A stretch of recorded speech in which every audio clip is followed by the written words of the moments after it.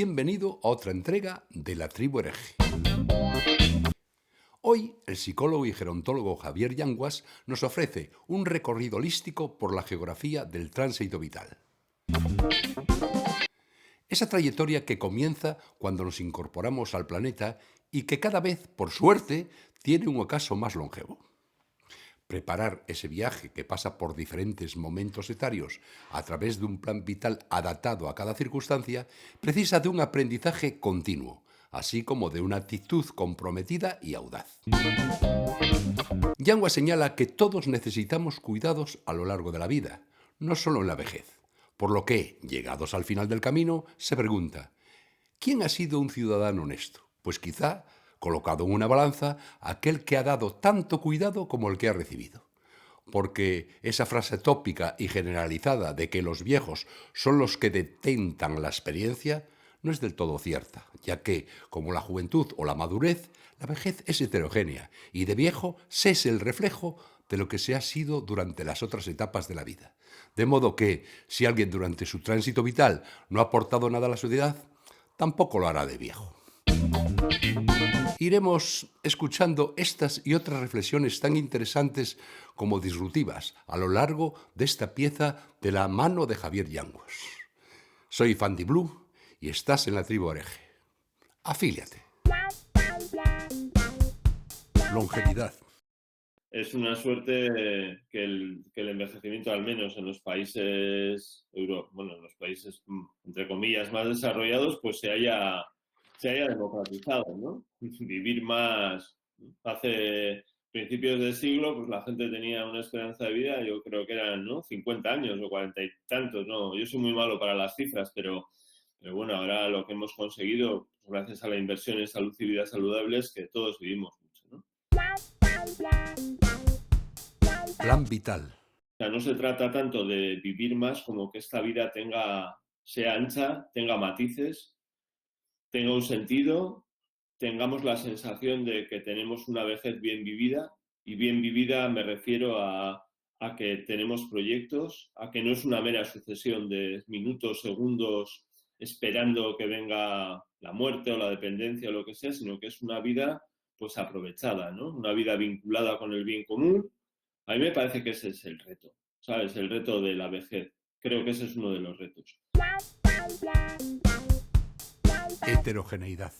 La vejez es quizás la etapa de mayor diversidad en el ciclo vital, y ahí conviven gente que está muy bien de salud, que más son mayores, son adultos mayores, vamos a decir, que viejos, perdón por el término, pero en el sentido de muy mayor.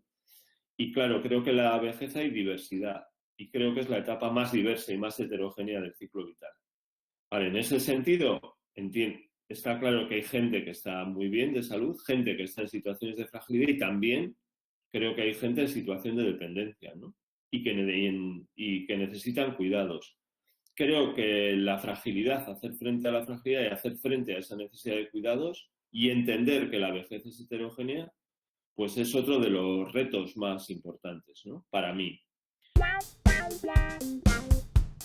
Transformación. Estamos en un momento en la vida en la que las cosas han cambiado, ¿no? Si antes la vejez, o los que estaban en esa parte del ciclo vital que llamamos vejez, pues eran, ¿no?, tenían problemas de pobreza, económicamente estaban en una situación mala. Yo creo que con el desarrollo de los últimos 30 años de los sistemas de pensiones, etcétera, etcétera, han conseguido. Ya sé que no es para todos, y ya sé que hay gente mayor que está en muy malas condiciones económicas. Lo sé perfectamente. No pretendo, no pretendo ir de happy, que no para nada tengo esa visión. Pero lo que está claro es que últimamente, por ejemplo, en Euskadi hay un libro que salió en el 2018 de Eusko Ikaskuntza, que es una sociedad muy prestigiosa de aquí, pues dice que en Euskadi, y me imagino que en el resto de España pues pasa parecido, pues que en Euskadi la pobreza entre los jóvenes menores de 15 años es mucho mayor, creo que por 5, la pobreza que existe entre los mayores de 65, ¿no? Ascensor social. Yo creo que el ascensor social se ha parado. Creo que la vejez, aparte de mirar a sí misma y de luchar por sus derechos y de luchar por la mejora de la atención, etcétera, etcétera, tenemos que levantar la mirada y mirar también y observar lo que sucede en el resto de las generaciones, con los jóvenes, con los adultos, y necesitamos esa mirada intergeneracional y esa mirada de justicia, ¿no?, entre las generaciones. Natalidad. Yo creo que los mamíferos en general, esto lo cuentan muy bien dos demógrafos que hay en el CSIC, ¿no? Uno es Julio Pérez Díaz y otra es Lola Puga, que además es gallega, que saben mucho de esto, mucho más que yo, y a ambos dos, especialmente a Lola, le he oído varias veces comentar que todos los mamíferos, conforme más viven, más tiempo de vida tienen los animales, menos crías tienen por animal, ¿no? Entonces, a mí que me parece que las políticas de natalidad han mostrado un efecto limitado, ¿no? Por un lado. Por otro lado, yo creo que de cara a esa mirada desde los jóvenes, ¿no? Yo creo que estamos, y ese ascensor social, ¿no?, que decías antes, ¿no?, o que comentábamos antes, que se ha parado. Claro, yo he hecho alguna investigación relacionada con cómo viven los jóvenes, ¿no?, este momento vital suyo, ¿no? Y la verdad es que hay muchos jóvenes que lo viven con cierta tristeza y lo ven como el cielo de color gris, entre gris más oscuro y gris marengo casi, ¿no? O sea, hay muchos jóvenes que creen que van a vivir peor que sus padres. No digo que sea cierto, digo cómo lo ven, ¿no? Que creen que pueden hacer poco para mejorar su vida, ¿sabes? Que hagan lo que hagan, bueno, no pueden mejorar su vida, que tienen dificultad de acceso a la vivienda, que tienen dificultad para poder mantenerse y realizar su proyecto vital. Creo que toda esa situación incide fuertemente en las posibilidades que tienen los jóvenes de formar una familia. Disrupción. También creo que bueno, pues que vivimos en una época, esto decía Ortega y Gasset, ¿no?, que hay épocas, decía en un libro, que hay épocas acumulativas y épocas disruptivas. Creo que decía así, o disonantes, no me acuerdo bien cómo decía, ¿no? Bueno, yo creo que estamos en una época disonante donde ¿no?, se ven los botellones de este verano, ¿no? Los jóvenes están hartos, ven un futuro limitado con una situación, bueno, que yo creo que no la ven clara, con trabajos precarios, bueno, todo lo que estamos hablando. Yo creo que necesitamos, ¿no?, hacer de esta época disruptiva una época acumulativa. Y por eso yo te decía que uno de los grandes retos creo que es rearticular o revisar o no actualizar, no sé si es traer lo viejo y, ¿sabes?, hacerlo nuevo, sino repensar, ¿no?, cómo queremos vivir y cómo queremos ser en esta sociedad. Y para eso hay que levantar la mirada. No creo que se trata tanto de una mirada del colectivo propio, sino una mirada más abierta, ¿no? Convivencia. Las relaciones entre generaciones siempre son relaciones disonantes, ¿no? Son relaciones en las que unos tienen mejor momento vital que otros. Pero sí que es cierto que necesitamos cuidados en momentos de nuestra vida y que tenemos que dar cuidados. Creo también que hay una obligación moral o ciudadana, ¿no?, de que los cuidados que todos recibimos, porque al final necesitamos cuidados parecidos a lo largo de nuestro ciclo vital, no de un momento del ciclo, sino a lo largo de nuestra vida, pues eso, buen ciudadano debería ser, por contarlo así, aquel que al menos provee tantos cuidados como recibe, ¿no? Y mal ciudadano, pues es el que provee menos, porque se aprovecha, ¿no? Y en este sentido, a mí me parece que también tenemos que pensar, ¿no?, que en términos de convivencia y de ciudadanía, pues necesitamos articular, ¿no?, una especie de justicia intergeneracional o de ética que aborde desde ahí también la natalidad, no solo del hecho de tener hijos, sino de que las generaciones se sientan confortables con un proyecto de vida, etcétera, etcétera. Modelos. Creo que tenemos que repensar los modelos de vejez, porque a mí creo que, ¿no?, ¿qué modelos de vejez tenemos en este momento? Pues, ¿quién es buen viejo, por decirlo así? ¿Quién es buen viejo, por decirlo así? Pues buen viejo es el que hace cosas, ¿no? Deporte, ya sea en la playa de La Concha, en la playa de Riazor o en la de la Barceloneta, ¿no? Ahí va Pepe, Manolo, Ramón de buena mañana con el chándal, porque nos han contado, y es verdad, que el ejercicio físico es importante, ¿no? Vale, ese es el modelo de vejez, haga usted. Oye, y esta pandemia nos ha demostrado que con el hacer no es suficiente, porque cuando no hemos podido hacer, no teníamos nada, ¿no? Creo que tenemos que repensar los modelos de vejez. No quiero decir con esto que la actividad física no sea importante. Por supuesto que es esencial. Yo hago deporte todos los días que puedo y me esmero y me cuido, etcétera. Pero me parece que tenemos que tener un modelo más en el ser, ¿no? Más en tener un proyecto, varios proyectos de vida, objetivos vitales, conocer nuestras fuentes de sentido, porque vivir con negrita y subrayado no es solo hacer, es experimentar, es tener objetivos. Bueno, yo creo que en este sentido necesitamos repensar los modelos de vejez. Creo que nos hemos centrado mucho en lo físico, mucho en lo cognitivo, mucho en la prevención, mucho en la alimentación y poco en las relaciones sociales. De ahí el reto que tenemos con la soledad, poco en tener un proyecto de vida o varios para la vejez. Aprendizaje. Tenemos que aprender no solo a envejecer, ¿sabes? Tenemos que aprender a vivir, porque a mí no me parece que la entrada en la vejez es especialmente relevante cuando 65, ¿qué cambia? No, es que necesitamos pues entender cómo lograr el bienestar a lo largo de la vida, necesitamos entender cuáles son nuestras fuentes de sentido a lo largo de la vida, necesitamos abrir una ventanita pues a nuestra mismidad, ¿sabes? A entendernos a nosotros mismos. Yo creo que eso es fundamental. Necesitamos un proyecto para la vejez, un proyecto distinto para ti, para mí, para el otro. A esto es lo que yo creo que tenemos que aprender, ¿sabes? A esto. Y luego hay algunas cuestiones concretas en las que tendríamos que estar preparados antes de llegar a la vejez. Y eso es verdad, ¿no?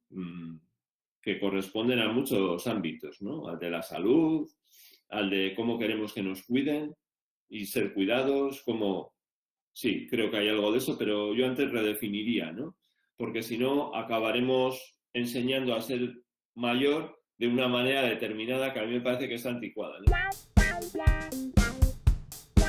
Denominación. Los vascos en esto no tenemos pecado, porque en euskera, viejo, zarra, viejo no tiene un sentido peyorativo. Hay una palabra, atzua, para decir a esa vieja en plan despectivo, hay otra palabra para decir, por lo cual los vascos, al igual que los gallegos, ese pecado no lo tenemos.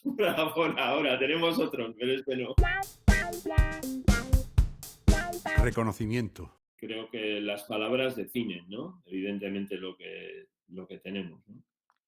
Pero en el fondo de todo esto, a mí lo que me parece es, esto lo decía Simone de Beauvoir, ¿no? En su libro La vejez en la introducción, ¿no? Decía que nos negamos a reconocernos en el viejo que seremos, decía. Y decía seguidamente, decía, reconozcámonos en ese viejo, en esa vieja, ¿no? O sea, lo que te quiero decir es entiendo la importancia de las palabras y entiendo la pregunta que planteas, ¿no? Creo que creo que en el fondo hay una cuestión que nos pasa, que es que no queremos ser viejos, nos fastidia, hacemos lo posible y entonces no queremos reconocernos. Finitud. Tenemos que aprender, ¿no? A entender que nuestra vida es finita, que estamos de paso por aquí, que esta epidemia nos debe haberse enseñado que la vulnerabilidad no es solo cosa de viejos o de mayores, sino que nos puede pasar a todos. En este momento en las UBIs de cualquier lado, pues hay gente joven debatiéndose entre la vida y la muerte, ¿no? Bueno, yo creo que para vivir con intensidad tenemos que saber, ¿no? Cuál es nuestro futuro, ¿no? Creo que nos cuesta reconocernos ahí. Creo que pensamos que ser viejo es malo, ¿no? En realidad, pues ser viejo es una suerte porque, ¿no? Lo contrario de no llegar a viejo, pues no es nada recomendable en este momento. Sabiduría. Conforme más individualista se hace una sociedad, cuanto menos claro está el papel, ¿no? De los mayores, me parece que cuesta más ver esto. Pero también creo que por el hecho de ser mayor uno no es ni sabio, ni sabe mucho, ni la experiencia es lo mejor. Porque claro, si uno ha estado haciendo toda su vida cosas mal, pues cuando llega mayor, pues las hace rematadamente mal. Te quiero decir que eso, ¿no? O sea, el cumplir años no te da la sabiduría, como muchos mayores pretenden reivindicar, sino pueden calzar la tontería, ¿no? O la idiotez en función de lo que haya sido nuestra vida. Yo creo que morimos, o sea, envejecemos como somos, en mucha parte como somos de jóvenes. Si uno es un triste de joven, probablemente sea un triste de adulto y sea un triste de mayor, ¿sabes? Y el que, ya sé que la gente cambia, ¿eh? Pero creo que debemos de reflexionar, ¿no? Y debemos de intentar ver las cosas de otra manera. No sé si tanto la palabra como reconocernos, como empatizar, como, ¿sabes? Saber que ese señor que pasa con 85 por la calle en este momento, pues puedo ser yo dentro de un tiempo, ¿no? Y respetarle y entender que más que un mayor es un adulto. Yo, no sé, yo lo veo así. Diversidad. Lo que la literatura científica describe claramente es que si hay una etapa heterogénea y donde aumenta la diversidad a lo largo del ciclo vital es en la vejez. O sea, que ese tratamiento homogéneo que se hace de los mayores, que estoy de acuerdo, que se les mete a todos al mismo saco, se les niegan los derechos, ¿no? Ese, hay nuestros mayores, ¿no? Pero luego les dejamos a la intemperie, los abandonamos. Yo creo que eso está claro y esta pandemia ha hablado claramente de eso. Lo podemos ver o lo podemos no ver. Pero esto es, yo creo que no cabe mucha discusión al respecto.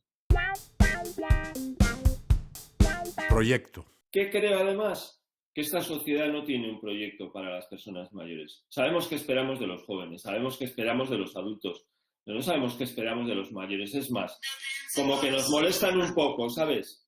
Como que no sabemos muy bien qué hacer con ellos, ¿no? A veces, ¿no? Entonces, me parece que necesitamos definir ese proyecto en la vejez. Y también necesitamos modelos de vejez que aporten a ese bien común, porque también hay un problema ahí o un desafío, ¿no? La vejez yo creo que se ve a veces como algo en el que, ¿no? En el que la aportación a los demás, o sea, una mirada más hedónica, más ¿no? Por hablarlo en términos de bienestar, ¿no? Oye, es mi momento, he trabajado mucho, que sí, que es verdad, ahora me llega la jubilación y entonces tengo que cuidar de mí mismo y tal. Vamos, todos necesitamos hidratante para el alma y tomarse un gin tonic, pues es muy recomendable. Transformación. También hay otra mirada del bienestar que es una visión más eudaimónica, ¿no? Y en esa visión más eudaimónica del bienestar, mi bienestar está en relación con el bienestar de los demás, ¿sabes? Yo creo que necesitamos también transformar. La vejez no es una etapa solo de descanso, solo de tal, sino también podemos entenderla como una etapa de aportación. Necesitamos definir ese proyecto. Eso no está definido, por un lado. Y por el otro, yo creo que la administración y la política tiene dificultades para ver esa diversidad, ¿no? Para ver esas diferencias en el colectivo. Claro que tiene dificultades, claro, pero también ese es el reto, ¿no? Yo lo veo desde ahí y definir ese proyecto, ¿no? Más allá de pasear por la mañana por la playa, hacer gimnasia y a eso me refería antes también, ¿no? Audacia. ¿Qué esperamos de los mayores? Que dentro de poco, en el 2030, serán el 25% de la población, o el 28%, ¿eh? 1 de cada 4. ¿Cuál es el plan? ¿Prescindir de 1 de cada 4 personas de la sociedad? ¿Este es el plan que tenemos? ¿O vamos a ser capaces de, ¿sabes? Oye, vamos a ir definiendo y articulando, aparte de ese proyecto personal que antes decíamos, ese proyecto colectivo? Y decir a la gente, oye, la vejez es una etapa de aportación.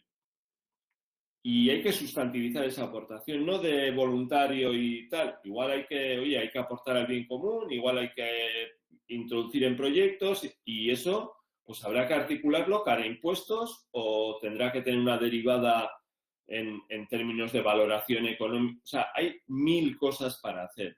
Yo creo que lo que necesitamos es audacia y un poco de innovación en este sentido, ¿no? Y tenemos que avanzar porque no podemos prescindir del 25% de la población. Vamos.